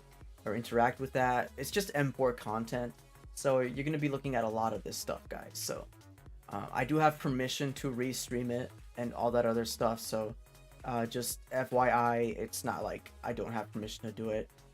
Blah blah blah blah, yada yada yada. But yeah, a lot of the M4 content in general should be restreaming over here. I'm gonna try to do as much of it live as I can. But M4 is crawling up on us, and I would really like to reach a point where I can give you guys predictions in real time, just saying like, okay, I think that based on the comp alone, you know, maybe RRQ will win against Echo or whoever gets matched up, you know, or Todak wins against I don't know, Onik because their draft is better, but you know, just based on the comp alone, you know. But that's the kind of stuff I want to do. And the difference is that it wouldn't just be based on random arbitrary facts. I want to make sure that you guys know how I'm predicting this stuff. And at the moment, let me just go ahead and get to the end screen because I kind of want to round off the stream with this. At the moment, I might have too much on my plate in terms of being able to do it. Ideally, I'm going to tell you guys the ideal. Oh, I am not here. Where am I at? All right, there we are. So, okay. That's a little sus here. So anyways, ideally, I want to give you this type of scaling. I haven't decided yet, okay? Basically, obviously, you have 5 heroes versus 5 heroes. That's the whole point of the game, right? But each hero has certain capabilities. And I want to kind of list it, either option A, here, get ready for the list, okay? Each hero has a scaling of 1 through 10. 1 being the worst, 10 being the best. 0 meaning that they actually don't have that ability at all. So, for each hero, think about it this way. There'll be a rating on that hero for their early game, how good they are early game, mid game, late game, their durability, their regen, their chase, their kite, their peel, their dive, their zoning, their disrupt, their poke, their support ability like heals or buffs, their debuff ability, whether it's AoE or single target, 2 different types of debuffs, their AoE damage, their single target damage, their physical damage, their magical damage, their split push ability, their team fight ability, the objective secure potential they have, the invade power they have, the anti-invade power they have, their mobility, their wave clear potential, their burst damage, their damage over time strength, their crowd control ability, their ambush strength, their jungle clear, their vision or brush check strength, and then their outplay potential. So yeah. You guys get the scope of how much parameters I could have for each hero, and like think about it on that scale. Then you like add those for all 5 heroes, and you get like a final score, and then you compare that to the other comp, and then just see where the differences are at. Hold up, I just saw you guys say some stuff. Hold up, let me reread. Hold up, I just kind of had to go through that list. Okay. I still want my Blackpink Gwyn skin.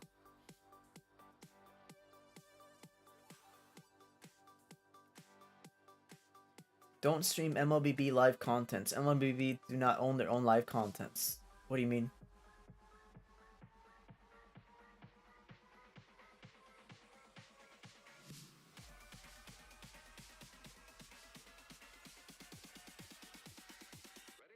If I have exclusive permission from Moonton to stream these events or restream these events, so I should be fine. We want the Valley to take M4, of course. I want to laugh at all the kids who act too proud just because they're in Southeast Asia server. Listen, NA got top 3 last time on the world stage, and I think NA will get top 3 again in the world stage at the very minimum. Obviously that can change, but I'll be watching closely.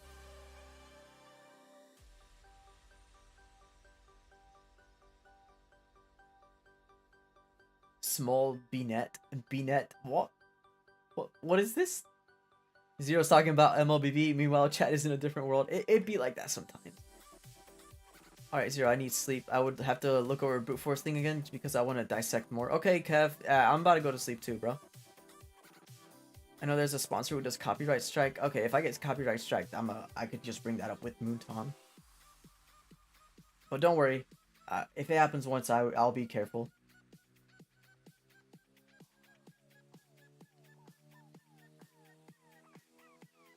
I'm not short. Trust. Yin counters Carmilla kind of real hard. Yeah, I read that earlier. Yin in general counters anybody like that, any type of AoE support. So he could be pocket picked in high ELO. I can see that happening to counter heroes like Estes, to counter heroes like Angela, to counter heroes like Carmilla, anybody like that really. The problem is reaching them, right? So, oh my goodness, I am sleepy. But the other thing I was talking about with those parameters that I kind of just blazed through earlier is that if you guys think about it, every hero scale, those parameters like durability, regen, you know, their zoning, their mobility, literally almost every single parameter changes based on early, mid, or late game for most heroes. So I don't know if it's even fair to say that, or if I should just do an average of early, mid, and late for the ratings. It's like I'm undecided yet. I'm not sure what I should do yet on that, or if it's even worth my time, you know. But we'll see. We'll see what I decide. As of right now, I'm kind of looking, like I said, I'm looking to do M4 contents. Jeez, M4 contents coming into December. And probably do a giveaway at some point as well. I'm not sure what to give away yet, but we'll find out for Christmas/New Year's. And yeah, that's pretty much it for the agenda, guys. We'll just kind of be doing lab streams, like hero lab streams in between, if we're not doing any type of M4 content. The song is in Rocket League. Yeah, Monster Cat is part of that. Let me actually go. Let me grab that from my. I'll grab it later. I'll fix it on the next stream. But yeah, that song, a lot of Monster Cat songs are on Rocket League. So yeah. Sorry if you see my eye twitching. I'm literally actually scratching my eye as we speak.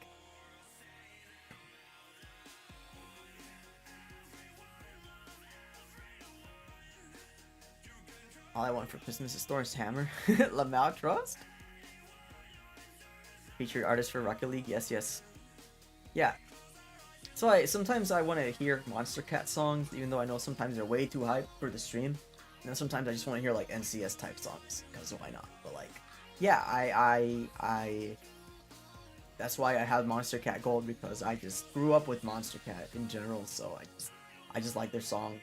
Not all of them, obviously. I skip a lot of them, but yeah. My English is dying, Zero. You need a new keyboard. Trust. Okay, guys. Yeah, boy is going to sleep. I'll catch you guys tomorrow on the Carmilla Lab stream. And I might restream. We might have another stream after that for the restream of that M4 content. It might be an early stream. I don't know yet. We'll find out, guys. We'll find out. Yeah. And once again, all the links to the stuff will probably be in the VOD description / community tab / Discord. Just look for it. You'll find it somewhere or another. But yeah, I'll catch you guys tomorrow. Bye bye.